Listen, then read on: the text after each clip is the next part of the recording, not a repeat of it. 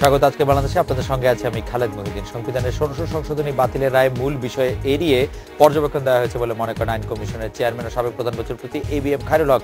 এই রায়ে জনগণের কাছে বিচার বিভাগের জবাবদিহি থাকলো কিনা, এসব নিয়ে আজকের আলোচনা। আইন ও সংবিধান কথা বলতে এখন স্টুডিওতে আছেন আওয়ামী লীগের আইন বিষয়ক সম্পাদক সম রেজাউল করিম, বিএনপির যুগ্ম মহাসচিব পেরেছে মাহমুদ্দিন খোকনও কিছুক্ষণের মধ্যে আমাদের সাথে যোগ দিচ্ছেন।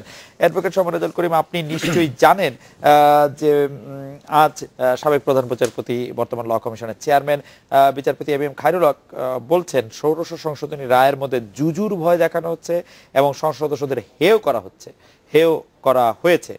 এই জুজুর ভয় আসলে কিসের ভয়? সংসদ সদস্যদের হেয় করার কথা বলা হচ্ছে, কিন্তু তারাও তো চুপ করে বসে নেই, তারাও তো একরকম কথাই বলছেন, উদ্বেগ প্রকাশ করছেন, নানা সভা সমাবেশ করছেন। একটি সর্বোচ্চ আদালতের রায় নিয়ে একজন সাবেক প্রধান বিচারপতির এই মন্তব্য করা সমীচীন হচ্ছে বলে আপনি মনে করছেন কিনা? দেখুন, সর্বোচ্চ আদালত যে রায়টা দেয়, এই রায়টা হয়ে যাওয়ার পরে কিন্তু রায়টা একটা পাবলিক ডকুমেন্টস হয়ে যায়। এটার গঠনমূলক সমালোচনা হতে কোনো বাধা নেই। বরং আমাদের মাননীয় প্রধান বিচারপতি SK সিনহা একাধিক সেমিনার সিম্পোজিয়ামে বলছেন যে আমাদের যে জাজমেন্ট হয় তার উপরে ক্রিটিসিজম হওয়া দরকার, কনস্ট্রাকটিভ ক্রিটিসিজমের ওপিনিয়ন আমরা এক্সপেক্ট করি। এই ক্ষেত্রে আমি মনে করি যে সাবেক প্রধান বিচারপতি ABM খায়রুল হক বাংলাদেশের বিচারপতিদের ভিতরে উল্লেখযোগ্য বড় ধরনের জাজমেন্ট দেওয়ার মতো প্রজ্ঞা সম্পন্ন একজন ব্যক্তি। তার দৃষ্টিকোণ থেকে তিনি যে অভিমতটা দিয়েছেন, এই জাতীয় একটা অভিমত তিনি দিতে পারবেন না এমন তো কোনো কথা নেই। কিন্তু বিরোধী দল থেকে, বিশেষ করে বিএনপির পক্ষ থেকে বলা হচ্ছে যে বিচারপতি ABM খায়রুল হক ত্রয়োদশ সংশোধনী বাতিল করেছেন। বিচারপতি ABM খায়রুল হক মুন সিনেমা হলকে কেন্দ্র করে যে রায় দেওয়া হয়েছে সেখানে তিনি বেশ কিছু মন্তব্য করেছেন। তো সেই ক্ষেত্রে তাকে আসলে তিনি যে আজ আবার প্রধান বিচারপতির রায় সমালোচনা করছেন সেটি আসলে বিশেষ ইঙ্গিত বহন করে। সেই রায়টি এই রায়টি কিন্তু সম্পূর্ণ আলাদা। সেই রায়টি ছিল যার রাষ্ট্র ক্ষমতায় আসার কোনো অধিকার নাই আইনগতভাবে, তিনি রাষ্ট্র ক্ষমতা দখল করে নিজেকে প্রশাসক ঘোষণা করে উর্দিপরা অবস্থায় হ্যাঁ না ভোট গ্রহণ করে তার ভিতর থেকে নিজে ক্ষমতায় থেকে দল তৈরি করে রাষ্ট্র পরিচালনা করেছিলেন। কনস্টিটিউশনাল প্রভিশনটা ছিল যদি রাষ্ট্রপতি না থাকেন উপরাষ্ট্রপতি, উপরাষ্ট্র না থাকলে নেক্সট একজন আসবেন, অর্থাৎ ডেমোক্রেটিক প্রসেসে যারা ইলেক্টেড তারা কেউ থাকবেন। ওই ক্ষেত্রে ABM খায়রুল হকের জাজমেন্ট শুধু একার জাজমেন্ট না, সকলের যে জাজমেন্ট আছে সেখানে বলা হয়েছে আইন দ্বারা আসার সুযোগ নাই, ইউজার বার এমন একজন ব্যক্তি এসে দখল করা, কাজ করা সবকিছু ছিল অবৈধ। সেই অবৈধ ঘটনাকে তিনি বিচারিক ভাষা ব্যবহার করেছেন, যেটা আপ টু অ্যাপিলেট ডিভিশন বহাল রয়েছে।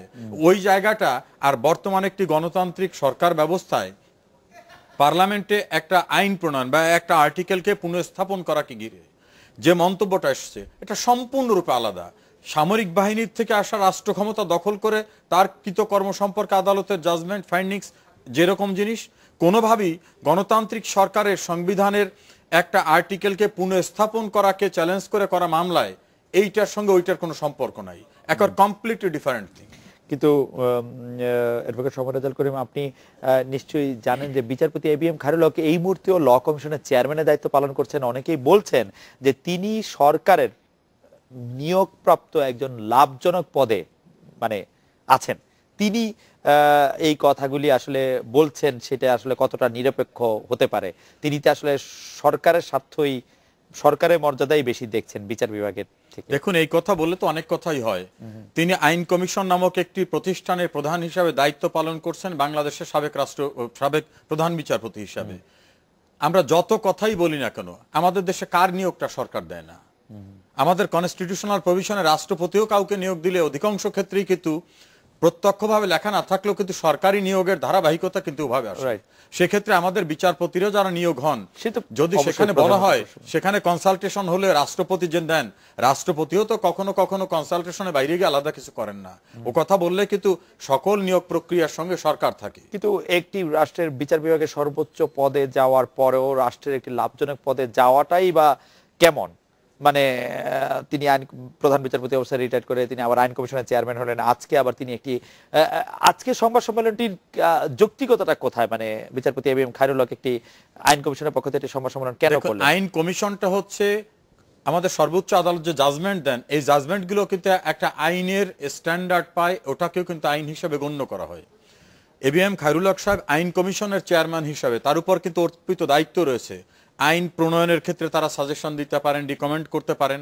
তাছাড়া সাবেক প্রধান বিচারপতি হিসাবে প্রেস তার কাছে জানতে চাইতে পারে যে বিচারকদের এই জাতীয় জাজমেন্ট সম্পর্কে তার অভিজ্ঞতা কি, নাগরিক দায়িত্ববোধের জায়গা থেকে দিতে পারেন। আমি তো দেখি না কোনো আইনে তাকে নিষিদ্ধ করা হয়েছে তিনি তার অভিমত ব্যক্ত করতে পারবেন না, এবং আইনে তার যে অভিজ্ঞান, তার যে ধারণা, তার অভিজ্ঞতা, সেটার আলোকে তিনি কথা বলতে পারবেন না এমন কিছু নেই। আমরা যদি আবার একটু আমাদের প্রথম প্রশ্নে ফিরে আসি, যে জুজুর ভয়ের কথা বলছেন বিচারপতি এবিএম খায়রুল হক, এখানে জুজু বলতে তিনি কাদের বুঝিয়েছেন? এই ষোড়শ সংশোধনী রায়ের মাধ্যমে জুজুর ভয় দেখানো হচ্ছে, এটা কোন জুজু? এটা কি বিচার বিভাগের জুজু নাকি অন্য? আমার কাছে তো, আমি একেবারে এক্সাক্ট উনি কি বুঝাতে চেয়েছেন সেটা আমি বলতে পারবো না, কিন্তু আমার কাছে ঘটনা এবং তার পারিপার্শ্বিকতায় মনে হয়েছে একটা গণতান্ত্রিক সাংবিধানিক রাষ্ট্র ব্যবস্থা, শাসনতান্ত্রিক সরকার ব্যবস্থার মাঝখানে সমস্ত প্রতিষ্ঠান অকেজ হয়ে গেছে, এটা ইমম্যাচুয়ার্ড, ওইটা কাজ করছে না, ডিসফাংশনাল হয়ে গেছে। এই সকল বিষয়গুলো কিন্তু তখনই আসে যখন রাষ্ট্র ব্যবস্থা, সরকার ব্যবস্থা, সিভিল অ্যাডমিনিস্ট্রেশন ভেঙে পড়ে। এরকম একটি কথাবার্তা অনেক ক্ষেত্রে আসে। আমরা কিন্তু অতীতে লক্ষ্য করেছি যে এই জাতীয় কথাবার্তাটা কখন আসে, যখন অনাকাঙ্ক্ষিত কেউ কোনো রকম ভাবে রাষ্ট্র ক্ষমতায় আসার আগ্রহ ব্যক্ত করে, অথবা সিভিল অ্যাডমিনিস্ট্রেশন ফেল করেছে এরকম। এখন কি বুঝাতে চেয়েছেন আমরা জানি না, কিন্তু আমার কাছে মনে হয়েছে যে এই জাজমেন্টের যে পর্যবেক্ষণটা, মতামতটা, বিভিন্ন যেটা ষোড়শ সংশোধনীর ওই পার্টের বাইরে গিয়ে, সেটাকে আমাদের কাছে মনে হয়েছে যে এটা কোনোভাবেই প্রাসঙ্গিক ছিল না, অনভিপ্রেত, অনাকাঙ্ক্ষিত। কিন্তু সংসদ সদস্যদের ব্যাপারটা আপনি অনাকাঙ্ক্ষিত, অনভিপ্রেত বলছেন, কিন্তু সংসদ সদস্যদের হেয় করার কথাও বলা হয়েছে, বিচারপতি এবিএম খায়রুল হক বলেছেন। কিন্তু সংসদ সদস্যরা নিজেরাই তো নিজেদেরকে হেয় করেন। তাদেরকে যখন জানতে চাওয়া হয় আপনাদের এখানে কেন 70 অনুচ্ছেদ আছে, তারা তখন হর্স ট্রেডিং এর কথা বলেন, নিজেদের যে ঘোড়ার মতো আরেকটি জায়গায় বিক্রি হয়ে যেতে পারবেন বলে এরকম একটি আশঙ্কা প্রকাশ করেন। এটি কি হেয় হয়ে যাওয়া? এটা পার্টি ডিসিপ্লিনের ভিতরে পার্টির পক্ষ থেকে এটা একটা সময় কিন্তু কেনা বেচা হতো। আপনার বেসিক ডেমোক্রেসির সময় থেকে শুরু করে দেখবেন অনেক কেনা বেচা হতো। এখন পার্টি সিস্টেমে এই জাতীয় একটা বিধিবিধান, এটা কিন্তু বাংলাদেশের কোন সরকার, কোন পার্লামেন্টের প্রধান দল যারা ছিল তারা কখনো চেঞ্জ করেন না। তারা মনে করেন যে অনাকাঙ্ক্ষিত পরিস্থিতি হবে। আমরা একজন হাসিবুর রহমান স্বপনকে দেখছি না যে এক দলে থাকা অবস্থায় অন্য দলে গিয়ে তিনি মন্ত্রী হয়েছিলেন। তখন হয় কি, পার্টির ইন্টারনাল যে ডিসিপ্লিনটা, এই ডিসিপ্লিন ব্রেক হওয়ার কারণে আওয়ামী লীগ, বিএনপি, জাতীয় পার্টি যারাই সরকার রয়েছে, মেজরিটি রয়েছে, তারা কখনো কিন্তু এই সংখ্যার বাইরে আসেন। কিন্তু সেটা তো ঠিক যে সংসদ সদস্যদের বিশ্বাস করতে পারেন না, যেই সংসদ সদস্যরা বিশ্বাস করতে পারেন না, সেই সংসদ সদস্যদের কাছে আমার বিচারকদের অপসারণেরটা থাকার দরকারটা কি? বিষয়টা কিন্তু বিচারকদের অপসারণের ক্ষমতাটাই যে সব তাদের কাছে চলে যাবে বিষয়টা সেরকম না। সেটা হলো প্রমাণিত অসদাচরণ। প্রমাণিত শব্দটা প্রথমে, এই প্রমাণিত প্রসেসের ভিতর কিন্তু সুপ্রিম কোর্টকে এক্সক্লুড করা হয় নাই। প্রমাণিত অসদাচরণের ক্ষেত্রে পার্লামেন্টের 2/3 মেজরিটি তাদের ওপিনিয়ন দেওয়ার পরে কিন্তু রিমুভাল হবে, কিন্তু রাষ্ট্রপতির মাধ্যমে।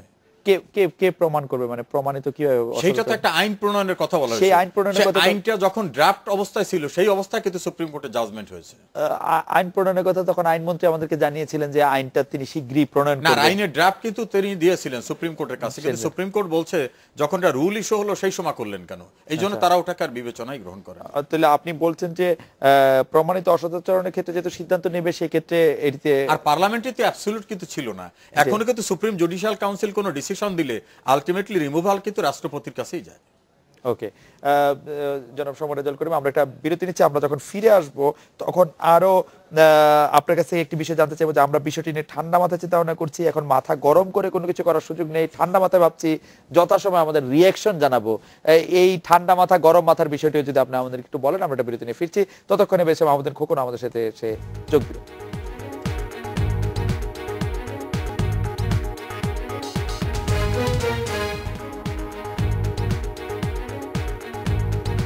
ফিরে এলাম আজকের বাংলাদেশে। ব্যারিস্টার মাহমুদুল খোকন আমাদের সাথে এসে পৌঁছেছেন।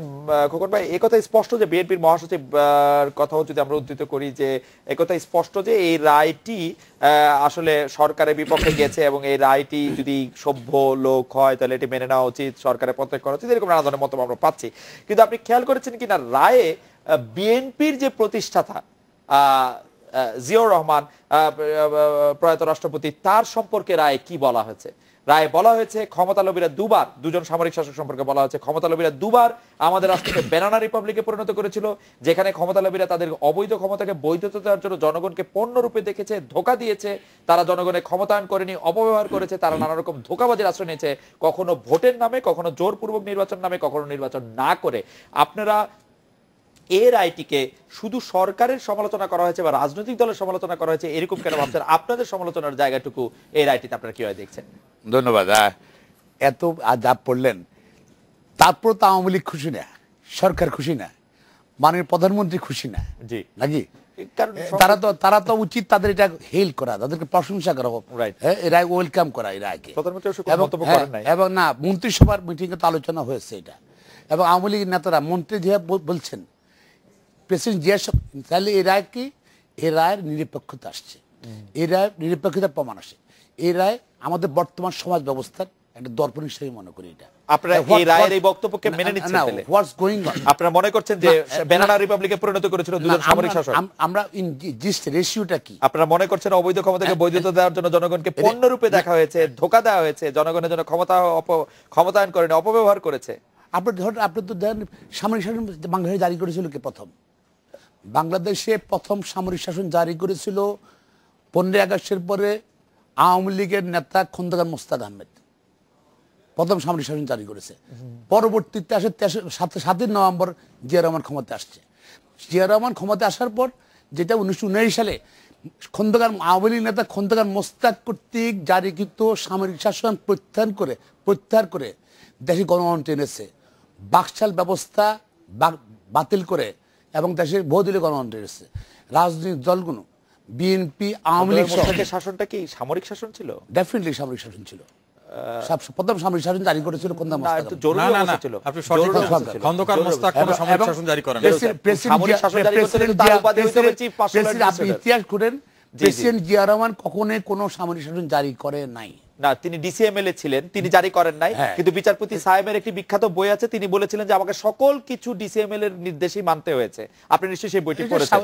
সেই অফিসিয়ালি কি আছে, কে কি বললো না বললো, শহীদ প্রেসিডেন্ট জিয়া রহমান সামরিক শাসন জারি করেন বাংলাদেশে। ওকে, হ্যাঁ, এখন মোস্তাক আহমেদ 15 আগস্টের পর মোস্তাক আহমেদ ক্ষমতায় আসছিল, এবং আওয়ামী লীগের নেতা আপনার আব্দুল মালিকুল স্পিকার ছিল, এবং অনেক মন্ত্রিসভা, এখনো অনেক নেতা আছে আওয়ামী লীগের, তারা আওয়ামী লীগের, তারা কিন্তু মন্ত্রিসভা ছিল।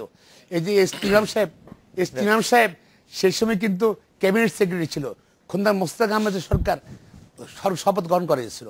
সুতরাং আমরা কি বলেছে, আমরা তারপরও সমালোচনা হয়েছে, আমরা বললে যে আমাদের শাসনটা, বিএনপির শাসন সর্বোৎকৃষ্ট শাসন বলবো না, আমাদের শাসনের দুর্বলতা ছিল। এখন যে জাজমেন্টটা আসছে, বর্তমান কি কি নিয়ে আসছে আলোচনা, জাজমেন্ট আসছে কারণ বিচারপতিদের নিয়োগ এবং তাদের নিয়োগ ব্যাপারে, তাদের শৃঙ্খলা এই ব্যাপারে আর্টিকেল 96 ডিল করে। 96 মানে কি? পার্লামেন্ট, যেটা পার্লামেন্ট গিয়েছিল, পার্লামেন্ট নিয়ে আলোচনা আসছে, নির্বাচন, পার্লামেন্ট আবার কি হয়, নির্বাচন আলোচনা, সবগুলো রিলায়েবল।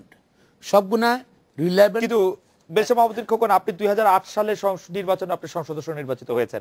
আপনাকে যখন ট্রেন্ড অনুযায়ী প্রধান বিচারপতি বলেন বা প্রধান বিচারপতি রায় বলেন এই সংসদ অপরিপক্ক, সেইটাকে আপনি একটি রাজনীতিবিদদের উপর, মানে আপনি এই কথাটি আপনি কিভাবে নেন? মানে একটি সংসদে অমুক সদস্য থাকলে সেটি পরিপক্ক, এই সদস্য না থাকলে এটা অপরিপক্ক। আমি সেটা বলছি না, রায় সেটা বলেনি। রায় বলেছেন যে সংসদ অপরিপক্ক। বর্তমান সংসদটা কি সেটি বর্তমান সংসদটা হলো 154 জন অনির্বাচিত সংসদ, এটি রায় বলেন নাই। হ্যাঁ, মানে অনির্বাচিত প্রেজেন্ট রায় তো বর্তমান হয়েছে, বর্তমানকে নিয়ে আলোচনা করেছে। এখানে বলেছে আপনার এই রায়ে আলোচনা আছে নির্বাচন পদ্ধতি নিয়ে, purity of the election system, আমাদের নির্বাচন পদ্ধতি নিয়ে বলেছে ধ্বংস হয়ে গেছে। তারপর ধরেন সুশাসন নিয়ে কথা বলেছে ইন্ডিভিজুয়াল ডিগনিটি, ব্যক্তির মর্যাদা, এটা রাজনীতির বাইরে তো অনেক মানুষ আছে, তার জীবনের নিরাপত্তা, তার সম্পদ নিরাপত্তা, তার সম্মানের নিরাপত্তা নিয়ে কথা বলেছে রুল অফ ল কথা বলেছে, আইনের শাসনের কথা বলেছে স্বাধীন বিচার ব্যবস্থার কথা বলেছে, এবং ব্যুরোক্রেসি, তারা কি ইমিউন নাকি? বাংলাদেশের পলিটিশিয়ানরা সরকার পরিবর্তনের রাজনীতিতে মামলা খাবে, আর ব্যুরোক্রেটরা সবাই বাঁচে যাবে কি? বেশি ব্যুরোক্রেটরা তো এই সরকার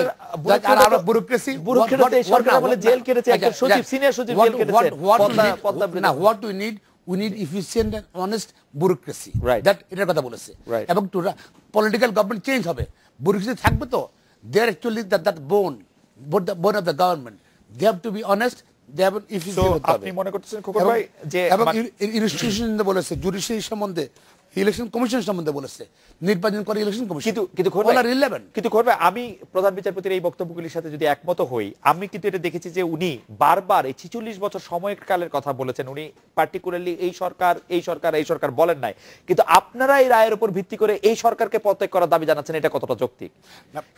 কারণ বারবার বলছেন, আপনি দেখেন, আমি যদি একটু পড়ে শোনাতে পারি যে অত্যন্ত পরিতাপের বিষয়, স্বাধীনতার আকাঙ্ক্ষা ও প্রতিরোধের স্প্রিয়ার মাধ্যমে আমরা সামরিক শাসনের থাবা থেকে মুক্ত হয়েছি, কিন্তু পরাজিত হয়েছি স্বাধীন রাষ্ট্রে। স্বাধীনতার 46 বছর পরে আমরা একটি জনপ্রতিষ্ঠানকে প্রাতিষ্ঠানিক রূপ দিতে পারিনি। তিনি সমস্ত অবস্থার কথা বলেছেন 46 বছরে, কিন্তু আপনারা পিনপয়েন্ট করছেন এই সরকারের। আমরা কারণ হলো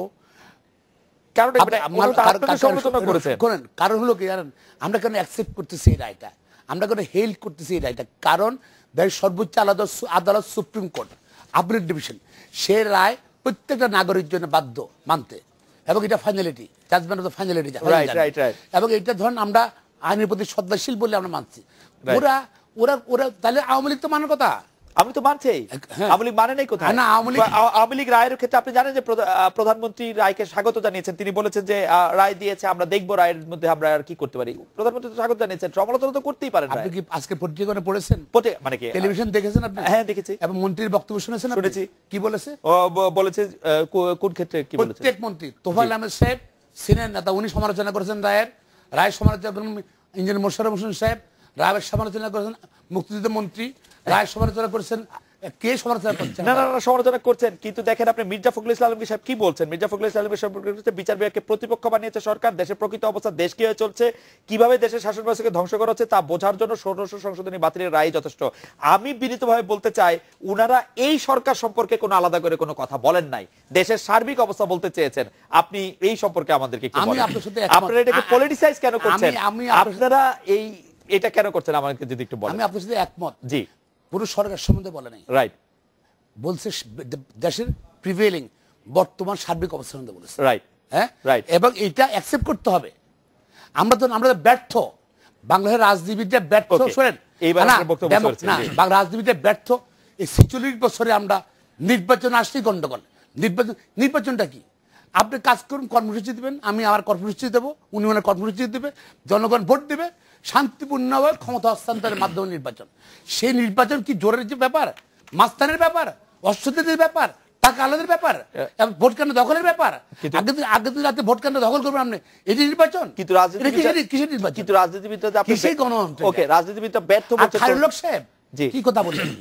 তিনি বলছেন যে রাজনীতিবিদদের ব্যর্থ বলে মার্শাল আমলে চলে যাওয়ার চেষ্টা করছেন। উনি মনে হয় যে ইয়ে থেকে আসছে নাকি, উনি কি নোয়াখালী থেকে আসছে মনে হয়, নাকি বঙ্গোপসাগর থেকে আসছে? উনি বলতেছে কি, আজকে বলতেছে কি, বলছে যে এটা সাবজেক্ট ম্যাটার ছিল না, রায় বিচারে বিষয়বস্তু এটা ছিল না। কি ছিল বিচার? এগুলো তো অল রিলেভেন্স। উনি যে মুন্সিন আমলের মালিকানা নিয়ে ক্যাটেগরি বাতিল করে দিল উনি। এবং এই ব্যক্তি, এই খায়রুল হক সাহেব বাংলাদেশে আজকে সকল আমরা রাজনীতিবিদরা আর শেষ করতে পারতাম। এই ভদ্রলোকেই আজকে সমগ্র দেশের আমাদের নির্বাচন ব্যবস্থা ধ্বংস করা, দেশের হানহানির জন্য এককভাবে সে দায়ী না। কিছুটা আপনারা হয়তো দায়ী, আপনারা অঙ্ক কষে 65 থেকে 67 করলেন, উনি হিপোক্রেসি করেছেন। উনি নিজে মুন্সিন, আবার বলছি মুন্সিন আমলের মামলা উনি বিচার করবেন, ক্যাটেগরি বাতিল করেছেন। আমরা একটু অ্যাডভোকেট সমর জালালের কাছে আসি। রেজা ভাই, মূল প্রশ্ন হচ্ছে যে রাজনীতিবিদরা যদি ব্যর্থতা হয় সেটি বিএনপি মানতে পারছে, আওয়ামী লীগ আসলে মানতে পারছে না কেন? সেই জিনিসটি আওয়ামী লীগ কেন এটি নিজের গায়ে নিচ্ছে, যেটি আসলে আওয়ামী লীগ সরকার সম্পর্কে কিছু বলা হয়নি? না, আওয়ামী লীগ শুধু আওয়ামী লীগ সরকারকে বলা হয় না। আমি সিম্পলি বলি, আওয়ামী লীগ কি কোথাও ফরমালি বলছে? আমাদের দলীয় ফোরাম থেকে এই বিষয়টা সম্পর্কে সরকারিভাবে আইনমন্ত্রী আগামীকাল প্রেস ব্রিফিং করবেন, আইনগত বিষয়টা তিনি বলবেন। আমাদের দলের পক্ষ থেকে কিন্তু এখনো ফরমালি এই রায় সম্পর্কে, আমরা রায় কতটা গ্রহণ করেছি কি গ্রহণ করিনি, বা আমরা পরবর্তী কি পদক্ষেপ গ্রহণ করতে যাব, এই বিষয় সম্পর্কে তো আওয়ামী লীগের পক্ষ থেকে ফরমালি এখনো কিছু বলা হয়নি।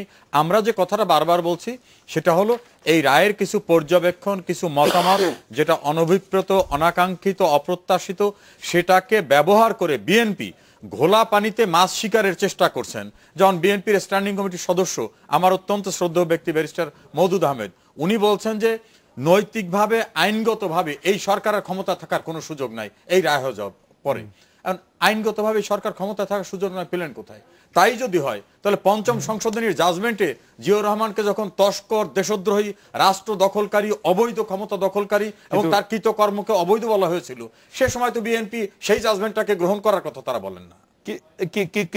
কিন্তু রেজা ভাই, যদি রায়ের ক্ষেত্রে এরকম করে বলা হয় যে এখনকার অবস্থা হচ্ছে এরকম যে এমন একটি পঙ্গু সমাজে আছি যেখানে ভালো মানুষের স্বপ্ন দেখে না, খারাপ লোকেরা লুটপাটের জন্য ব্যাপারা, কোনো তদারককারী নজরদারি প্রতিষ্ঠান নেই, কোনো প্রতিষ্ঠান গড়ে ওঠেনি, ক্ষমতার ভারসাম্য রক্ষার ব্যবস্থা হয়নি, তখন আসলে যদি বলা হয় নৈতিক কারণে আপনাদের আসলে পদত্যাগ করা উচিত বা এই সরকারে চলে যাওয়া উচিত, সেটি কি খুব বেশি বাড়াবাড়ি কিনা? এই জাজমেন্টের এই যে পার্টটা, জি, বাংলাদেশ নামক রাষ্ট্রটা কিন্তু দুনিয়ার অনেক রাষ্ট্রের চেয়ে ভালো চলছে।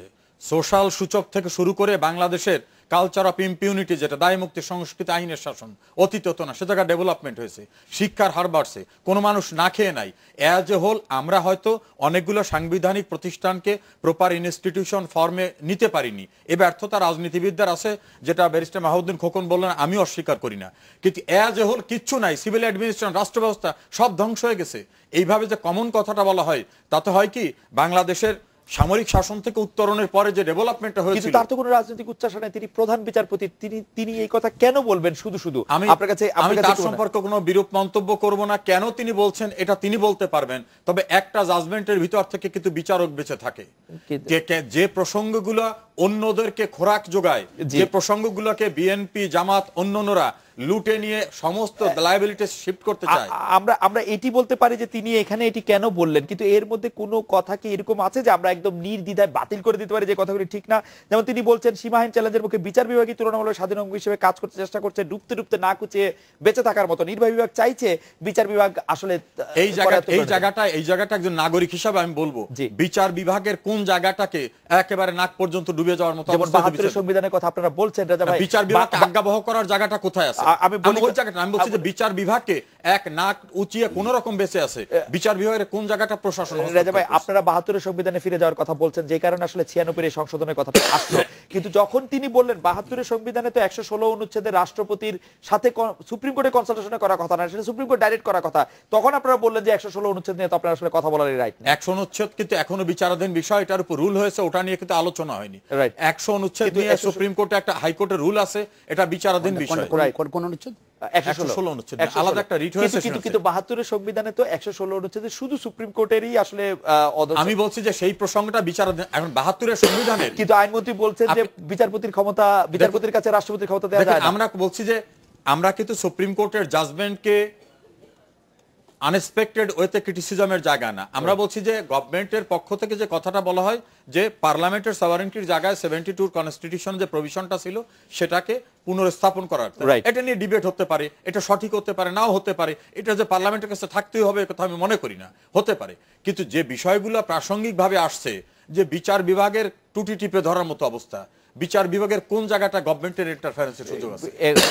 একটা নিয়োগ বদলি দিতে হলেও যদি মহামান্য রাষ্ট্রপতির সাথে সুপ্রিম কোর্টের আলাপ করতে হয়, বা মহামান্য রাষ্ট্রপতি নিয়োগ দেন সুপ্রিম কোর্টের সাথে কথা বলে, সেক্ষেত্রে তো মহামান্য রাষ্ট্রপতি আসলে নির্বাহী বিভাগের অংশ। মহামান্য রাষ্ট্রপতি কিন্তু নির্বাহী বিভাগের অংশ না। রাষ্ট্রের প্রতীকে একটি জায়গা কিন্তু সব জায়গায় থাকে। তাহলে ধরেন আমি বলি সুপ্রিম কোর্টের, আমি রাষ্ট্রপতির সঙ্গে কনসাল্ট করার প্রসঙ্গটা যদি বাদও দিই, তাহলে সুপ্রিম কোর্ট এককভাবে সবকিছু যদি করতে চান, সেটা একটা সিস্টেমিক ওয়েতে কনস্টিটিউশনের স্বাভাবিক যে প্রক্রিয়া তার ভিতর থেকে অ্যাডভান্স হওয়া ছাড়া রাষ্ট্রপতি শব্দটাকে বাদ দিয়ে দেবেন। আপনি ৭২ ফিরে যান, তাহলে বাদ পড়বে। আচ্ছা, ৭২ কনস্টিটিউশন ১১৬ ৭২ ফিরে গেলেই তো আপনি বাদ হয়ে যায়। এটা কিন্তু আইনমন্ত্রী বলছিলেন একবার যে আমাকে এই পার্টটা আপনি ফেরত দেন, আমি ওই পার্টটা দিয়ে দেবো। এটা একটা ডিবেট কিন্তু হয়েছিল এবং এখনো কিন্তু আইনমন্ত্রীর সঙ্গে প্রধান বিচারপতির একটা বৈঠকের কথা রয়েছে। এটা কিন্তু এখনো শেষ হয়নি। আমার তো ধারণা একটা সম্মানজনক সমাধান হবে। আমরা এটা বিরতি নিচ্ছি, বিরতির পর যখন ফিরে আসবো ব্যারিস্টার মাহমুদ্দিন খোকন, আমরা আপনার কাছ থেকে জানতে চাইবো যে ইমম্যাচিউরড বা অপরিপক্ক বলা হচ্ছে সংবিধানকে, সংসদকে ইমম্যাচিউর বা অপরিপক্ক বলা হচ্ছে। বিচারপতি এবিএম খায়রুল হক, যার কথা আপনি বলছিলেন, বিচারপতি এবিএম খায়রুল হক এটি সম্পর্কে বলছেন ষষ্ঠ সংশোধনের রায় মূল বিষয়কে এড়িয়ে অযাচিত অনেক বিষয়টা নেওয়া হয়েছে। আপিল বিভাগের রায়টি অপরিপক্ক, পুরোপুরি পরিকল্পিত এবং অগণতান্ত্রিক। এই বিষয়ে একটু আপনার মন্তব্য শুনবো। আমরাও আসলে দেখেছি যে বিষয়টি আলোচনায় ছিল না, সেরকম অনেক বিষয়ের অবতারণা আসলে এই রায়ের মধ্যে করা হচ্ছে। আপনি এটি বলছিলেন, আরো একটু আপনার কাছে শুনতে চাই। আমরা এটা বিরতি নিয়ে ফিরছি আপনার কাছে।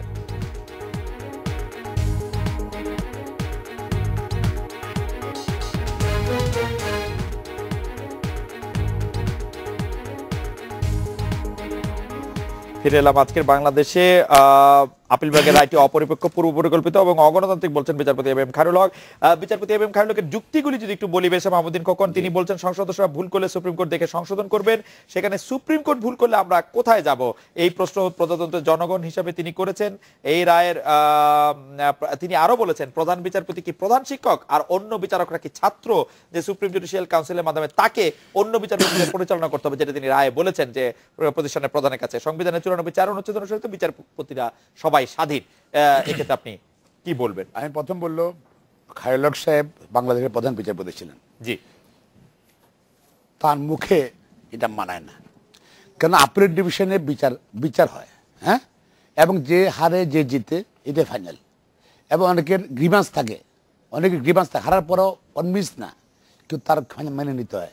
উনি যে চিফ জাস্টিস ছিলেন উনি রায় দিচ্ছেন না, অনেক রাজ্য দিয়েছিলেন, সাধারণ মানুষের রায় দিয়েছেন, জায়গা জমি রায় দিয়েছেন, প্রপার্টি রায় দিয়েছেন, ক্রিমিনাল মামলা রায় দিয়েছেন, সবাই কনভিন্স না, কিন্তু রায় এটা ফাইনালিটি, চিন্তা করে এক জায়গায় ফাইনালিটি আসতে হবে, ফাইনালিটি। সুতরাং যিনি এই দায়িত্ব পালন করছেন সে জানেন ফাইনালিটি, তার মুখে এই কথাটা সাজে না, উচিত না বলা। আর উনি যেভাবে কথাটা বলেছেন আমি মনে করি এটা আদালত অবমাননার সামিল, উনি আদালত অবমাননা করেছেন, উনি he is not immune from contempt of court. না, সেই কন্টেম্পট অফ কোর্টের জন্য ইমিউন না, কিন্তু রায় সমালোচনা কি করা যাবে না? না, দাও হি ক্রিটিসাইজ দ্য জাজমেন্ট, জাজদের ক্রিটিসাইজ করছে, হ্যাঁ, ক্রিটিসাইজ করছেন, জাজমেন্ট ক্রিটিসাইজ করেন, this is not the way, এটা ঠিক না, ঠিক না। আর যেটা উনি এটাখানে সংসদ শুনতে বলবে না কেন, কারণ সংসদের কাছে তো ক্ষমতা দিয়েছিল আর্টিকেল 96 অ্যামেন্ডমেন্ট করে, তো এই সংসদ তাকে আসে, সংসদের আলোচনা আসছে, আবার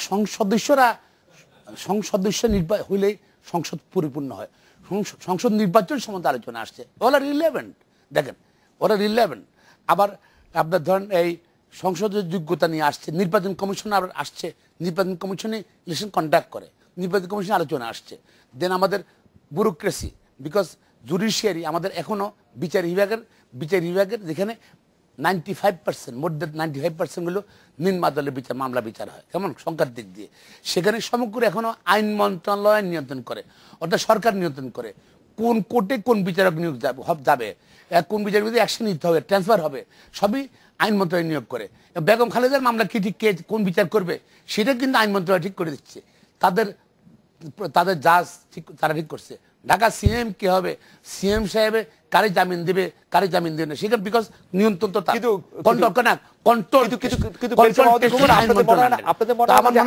আপনারা যে মানে যেমন কয়েকদিন আগে ব্যারিস্টার মওদুদ আহমেদ, আপনার একজন মক্কেল, আপনার সিনিয়র, তার বাড়িটি সম্পর্কে যখন সর্বোচ্চ আদালত একটা রায় দিল, আপনি কিন্তু সেই রায়কে আপনি বলেছেন বায়াস রায়, আবার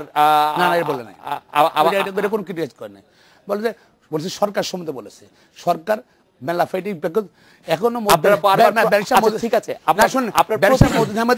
বাড়িটা এটা এখনো গভর্নমেন্ট প্রপার্টি না, কিন্তু রাজকের প্রপার্টি না, এখনো তাদের বাড়িটির ভাড়াটিয়া মাত্র তিনি, উনি ওই বাড়িটা গভর্নমেন্ট রাজকের প্রপার্টি না, এখন এস্টাবলিশ হয় নাই। সাহেব আপিল বলেছে ওই ভদ্র মহিলার ছেলে আছে, রাইট, আর রাজক কি হবে এই বাড়িতে ঢুকে, এটা সেটা অন্য কথা। আমি যেটা বলছি যে সর্বোচ্চ আদালতে যখন শেখ হাসিনার মামলাগুলি কোয়াশমেন্ট হয় এবং বেগম জিয়ার মামলাগুলি কোয়াশমেন্ট হয় না, তখন আপনারা সর্বোচ্চ আদালতের সমালোচনা করেন তাকে বায়াস বলে। না, এটা বলি না, আপনি বায়াস বলেন। আমরা বলছি ন্যায় বিচার পাই না, এর বাইরে কিছু বলি না, we are not allowed to. আচ্ছা, উই আর নট অ্যালাউড, আমরা লিগ্যাল ল্যাঙ্গুয়েজ কি বলতে হবে, কোনটা কন্টেম্পটাস কোন কন্টেম্পটাস, নো, আমরা এর বাইরে যাই না, আমরা বললে আমরা পাচ্ছি না, আমরা শুধু কম্পেয়ার করি। শেখ প্রধানমন্ত্রী শেখ হাসিনার মামলা হয়েছে বঙ্গবন্ধু ট্রাস্ট দুর্নীতি মামলা নিয়ে হয়েছে, সেখানে শেখ সেলিমের সাক্ষী হয়েছে, তারপরে সেই মামলা কোয়াশ হয়ে যায়, আর এবং দুদক আপিল করে না, দুদক আপিলও করে না। তারপর ধরেন আরেকজন আওয়ামী লীগের সংসদ, আপনাদের মামলাগুলি কোয়াশ হয় নাই, তো সেইটা তো সর্বোচ্চ আদালতেই কোয়াশ হয় নাই, সর্বোচ্চ আদালতই সিদ্ধান্ত নিয়েছে, সর্বোচ্চ আদালত সিদ্ধান্ত নিয়েছে যে জিয়া অরফানেজ ট্রাস্টের মামলা চলবে। হ্যাঁ, তো সেই ক্ষেত্রে আপনারা বলেছেন যে আপনারা এই বিচার পান না, আপনারা বলেছেন যে এটি প্রভাবিত। তিনবারের প্রধানমন্ত্রী বেগম খালেদা জিয়াও কোর্টে যাচ্ছেন, উনি রেগুলারলি যাচ্ছেন, উনি ট্রায়াল ফেস করতেছেন, সেটা অন্য কথা, কারণ উনি বিরোধী দলে আছে। যদি সরকার থাকতো প্রধানমন্ত্রী শেখ হাসিনার মতন, আওয়ামী লীগের নেতার মতন সব মামলা প্রত্যাহার হয়ে যেত বা কোয়াশ হয়ে যেত। আমার তো মনে হয় এই বক্তব্যটি একটু আদালত অবমাননা করা হলো কিনা। না, হয়তো ওনার ওই যে দুদক, কারণ দুদক এখানে প্রসিকিউশন করে দুদক। আর শুনেন, দুদক কোনো ব্যবস্থা নেয় না, দুদক এখানে স্লো থাকে বেগম খালেদা সরকারের মামলা, আওয়ামী লীগের মামলায়, আর বিএনপি মামলায় অ্যাগ্রেসিভ থাকে, কারণ দুদক এবং সরকার কিন্তু একসঙ্গে কাজ করে। ওকে, আমার মনে হয় যেটা হলো, আর খায়রুল হক সাহেব ওনার থেকে এটা অনাকাঙ্ক্ষিত, ওনার থেকে একজন সর্বোচ্চ আদালতের রায় সম্পর্কে ওনার এই মন্তব্য কিন্তু এটা ঠিক না, অগণতান্ত্রিক। কি অগণতান্ত্রিক রায়? এটা গণতান্ত্রিক হিসেবে কেন? এখানে রায় দেবে সুপ্রিম কোর্ট, অগণতান্ত্রিক এ রায় অগণতান্ত্রিক, এটা কোনো কথা হইলো? এটা it is not making any sense, right?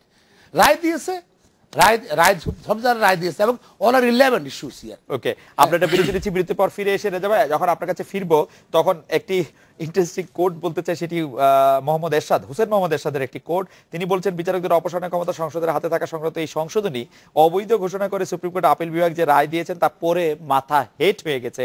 এটা আমাদের জন্য দুর্ভাগ্যের। সংবিধানের 16 সংশোধনী বাতিলের রায় রাজনীতিবিদদের জন্য লজ্জার। সাবেক সেনা শাসক, সামরিক শাসক, তিনি রাজনীতিবিদদের জন্য লজ্জার বলছেন এই রায়।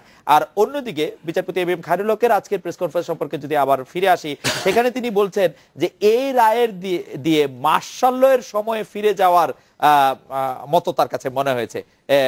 ব্যাপারটা এরকম, আপনার মন্তব্য একটু শুনতে চাই। আমরা একটা বিরতি নিয়ে ফিরছি আপনার কাছে।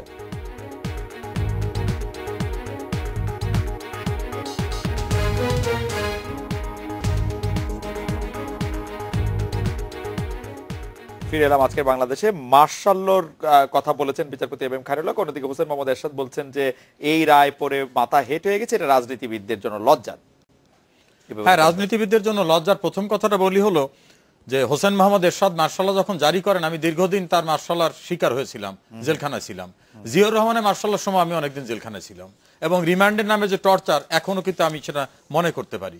সে রাজনীতিবিদদের দোষারোপ করে, আর এই হোসেন মোহাম্মদ এরশাদকে দুইটি বড় বড় রাজনৈতিক দল টানা হেসড়া করার যে কাহিনী, তারেক রহমান এবং কি যেন লুৎফুজ্জামান বাবর, তার বাসায় গিয়ে টানা হেসড়া করা।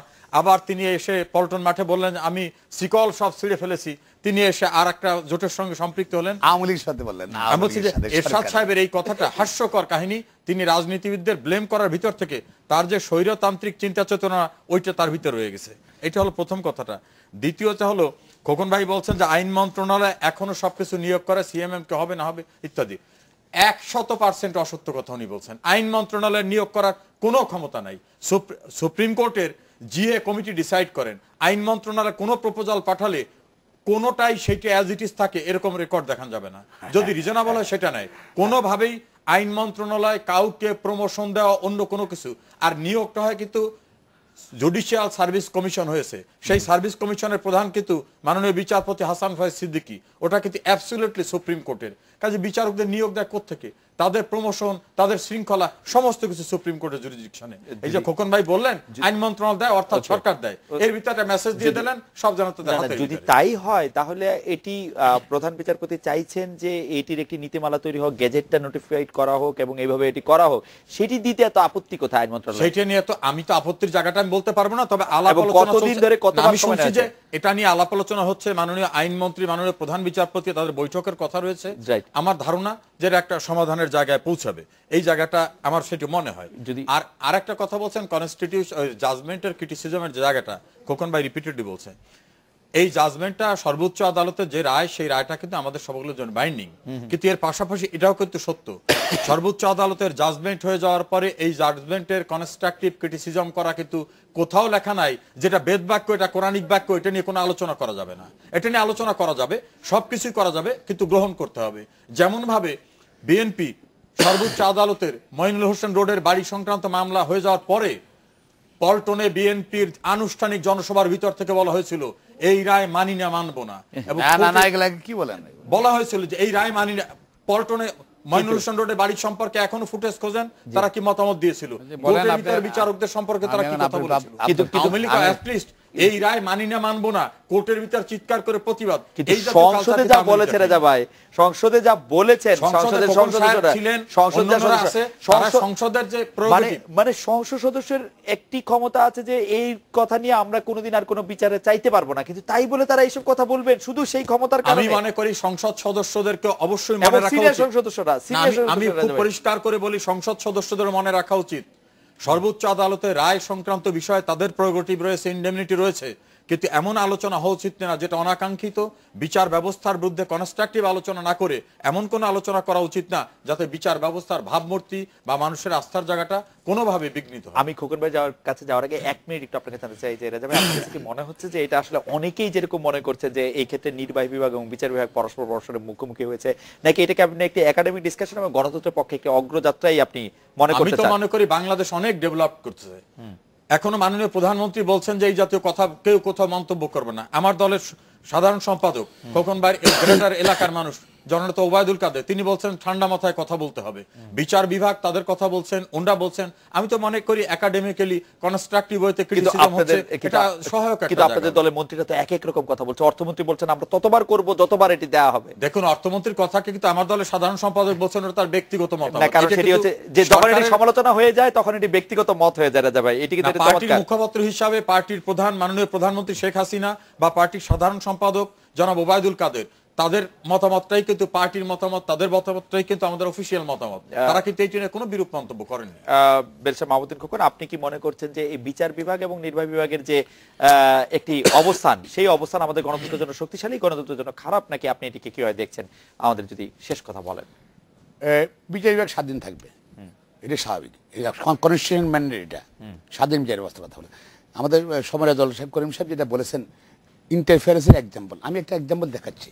আমাদের ল হলো, আমাদের জাজমেন্ট আছে আইন সচিব হবে জুডিশিয়াল অফিসাররা, মানে ওদের বিচার হবে আইন সচিব হবে। বর্তমান আইন সচিবের মেয়াদ শেষ হয়ে গেছে, রিটায়ারমেন্টে চলে, এলপিআর চলে যাওয়ার কথা। ওনার মেয়াদ শেষ হয়ে গেছে, তাকে 2 বছরের জন্য তাকে আবার পুনর্নিয়োগ দেওয়া হয়েছে।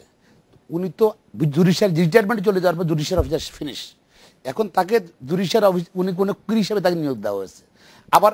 আবার আপনার প্রধান বিচারপতির সঙ্গে কনসালটেশন হয়নি কেন? এত এত এত ওটা কিন্তু সচিবের নিয়োগ, ওটা বিচারপতি। না না না না, উনি সচিবটা হতে হবে, বিচার কার্য না না শোনেন, মানে সচিবটা হয়, সচিব হতে হবে জুডিশিয়াল অফিসার। উনি কি জুডিশিয়াল অফিসার না? উনি রিটায়ার করে ফেলছে। জুডিশিয়াল অফিসার রিটায়ার করে ফেলে তিনি আর জুডিশিয়াল অফিসার নাই। ওকে, তাহলে উনি কিভাবে নিয়োগ দিলেন আপনি? কেন দিলেন? এত ইন্টারেস্টেড কেন? উনি কি বিচারিক কার্যক্রমে আছে? উনি জুডিশিয়াল অফিসার তো আর নাই, উনি রিটায়ার করে চলে গেছেন। তাকে এই যে নিয়োগটা দেওয়া হলো, কন্ট্রাক্টটা সাইন করলো, ওদের কনসালটেশন, বিচারক যদি কোনো পোস্টিং দিতে হলে কনসাল্ট করতে হবে, কনসালটেশন হয়নি। সরকার এত উৎসাহ কেন? কারণ আমাকে যদি একটু বুঝাই দেন, আপনি বলছেন যে উনি যখন জুডিশিয়াল অফিসার থেকে রিটায়ার্ড হয়ে গেছে, তিনি আর এখন জুডিশিয়াল অফিসার নাই, তো উনি যদি আর জুডিশিয়াল অফিসার না থাকেন তাহলে তো আর প্রধান বিচারপতির সাথে কনসালটেশনের কথা আসে না। ওনাকে আইন সচিব করতে পারবেন না, প্রধান বিচারপতির সাথে আইন সচিব, আইন সচিব হয় জুডিশিয়াল অফিসার। ওকে, আইন সচিব হতে হবে জুডিশিয়াল অফিসার। যে মুহূর্তে রিটায়ার করছেন, he is not judicial officer.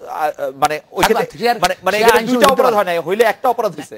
উনি মানে ওনার তার প্রধান বিচারপতির সাথে কনসালটেশন করতে হবে না। না, উনি আইন সচিব হতে পারেন না, উনি আইন সচিব হতেই পারবেন না। ওকে, এই বিষয়ে কি পরিষ্কার? ছোট পাবলিক সার্ভেন্ট রিটায়ারমেন্ট অ্যাক্ট অনুযায়ী প্রজাতন্ত্রের সচিবদের চাকরির মেয়াদ চুক্তি ভিত্তিতে বৃদ্ধি করার ক্ষেত্রে আইনগতভাবে জুডিশিয়াল অফিসার হতে হবে, এটা বাধ্যবাধকতা। সুপ্রিম কোর্ট আপনি চেক করেন, আমি বললাম তো আপনি চেক করেন, এটা নিয়ে মামলা চলছে, আর কথা বলতে চাই। ওকে, মামলা চলছে। একটা সময় কিন্তু বিচারকরা কোন সচিবের দায়িত্ব পালন করতে পারে। আরেকটা যেটা বলতে চাচ্ছি আমি, আজ উনারা মানেন কি? ওরে পার্লামেন্টে উনি বলছেন যে উনারা ঠান্ডা মাথায় চিন্তা করবেন। পার্লামেন্টে যে নাটক করছে, যে কথা বলছেন আপনার এমপিরা, মন্ত্রীরা, আর কি বাকি আছে? আপনি সুপ্রিম কোর্টের বিরুদ্ধে কথা বলছেন। আপনারা পার্লামেন্টে একসময় বলছিলেন হাত কত লম্বা আমরা দেখব, সুপ্রিম কোর্ট শান্ত আপনারা বলছিলেন না? বলছেন আপনি। সেটা পার্লামেন্টের ভিতরে একদম চুরি করছে, আপনি চুরি করবেন নাকি? আমি সেটাকে অ্যাপ্রিশিয়েট করি। আর শুনেন, আপনি সংসদ সদস্যরা এবং মাননীয় মন্ত্রীরা যেভাবে পার্লামেন্টে সমালোচনা করে সুপ্রিম কোর্ট এবং প্রধান বিচারপতিদের, এটা কিন্তু এটি ইতিহাসে কিন্তু এটা মানে নজিরবিহীন। আসেন, অর্থনীতি যেটা বললেন, যতবার আইন বাতিল করে তত আইন পাস করবে, এবং উনি তাহলে ওদেরকে আমরা চাকরি দিই, সুপ্রিম কোর্ট বিচারপতি চাকরি দিই। এখন উনারা বললেন, উনি ছাপাই গাইতেছে যে আওয়ামী লীগের সেক্রেটারি জেনারেল হচ্ছে ব্যক্তিগত হলে এই কনস্টিটিউশনে যে কোনো মন্ত্রী শপথ নেবে, সেই কনস্টিটিউশনের ওকে আমাদের শেষ করতে হবে, মানে এবং কনস্টিটিউশন ভায়োলেশন, ওথ ভায়োলেশনের জন্য হি শুড বি রিমুভ। ওকে, ওইটা বলে পার পান না আপনি। আপনি শ্রদ্ধা করেন। আইনের শাসন না হলে, সুপ্রিম কোর্টের শক্তিশালী না হয়, গণতন্ত্র আসবে না, আইনের শাসন আসবে না, নির্বাচন কমিশন, আমার মনে হয় আমরা আজকে শেষ করি। বেশ মাহমুদুল খোকন এবং অ্যাডভোকেট সমরেজল করিম, আপনাদের অনেক ধন্যবাদ। এই ছিল আজকে বাংলাদেশে, দেখা হচ্ছে আগামীকাল এই সময়। শুভরাত্রি।